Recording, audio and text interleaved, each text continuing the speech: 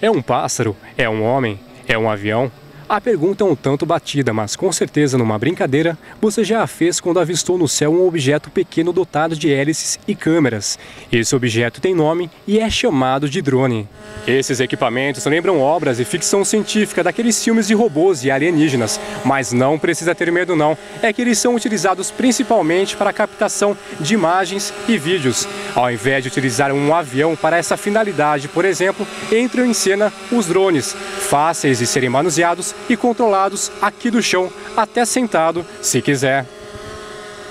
Aeromodelista por hobby, Bruno Rafael Leite se interessou por drones há um ano. Desde então, tem dominado seu manuseio e destaca algumas vantagens da tecnologia. Então, hoje a gente vê um uso muito comum em situações imobiliárias, situações de fiscalização. Então, hoje e cada dia mais, está cada vez mais abrangente o uso dos drones, mas principalmente em fotos, vídeos mesmo, para casamentos, para festas. Manusear é simples, não é tão complicado, já que é um equipamento todo complexo, conta com GPS, conta com placa estabilizadora.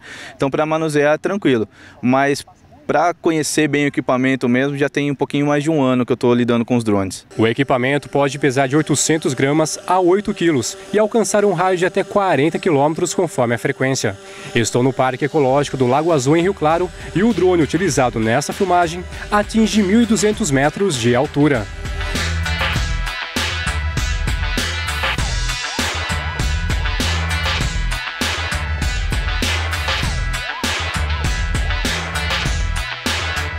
Com relação ao alcance, ele pode variar aí de 1.000 metros, aí 1 quilômetro, até 40 quilômetros e talvez até mais.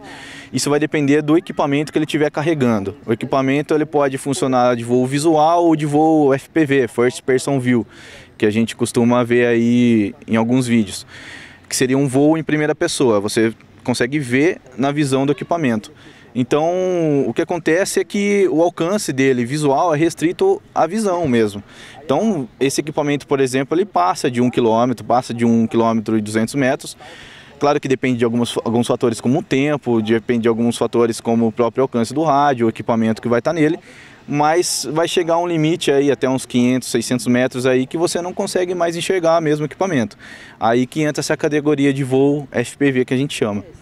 E existe alguma proibição ou restrição quanto ao uso do drone no espaço aéreo? Não, ainda não existe nada regulamentado específico para drones. Existe sim as leis e as regras da ANAC, isso eles têm sempre estabelecido, e todas as agências aéreas, todas têm a lei dela. Então a gente procura, vamos dizer assim, dentro dessas leis, saber o limite onde a gente pode chegar com os drones. Então a gente tem que ter um voo responsável, um voo com bom senso. Também não podemos extrapolar, entrar numa rota de um avião, voar próximo de locais onde sobrevoam aviões ou helicópteros. Então tudo isso tem que ser respeitado, porque se ainda não tem a lei para drones, já existe a lei para helicópteros, para aviões. Então a gente tem que estar sempre respeitando. E tem, claro, as leis básicas que já está fundamentada nos Estados Unidos e talvez até o final desse ano seja fundamentada no Brasil, que são: a gente não pode sobrevoar pessoas, o equipamento não pode passar de 20 quilos, e isso entre outras leis que ainda não estão no Brasil em vigor, mas a gente procura seguir de acordo com o bom senso.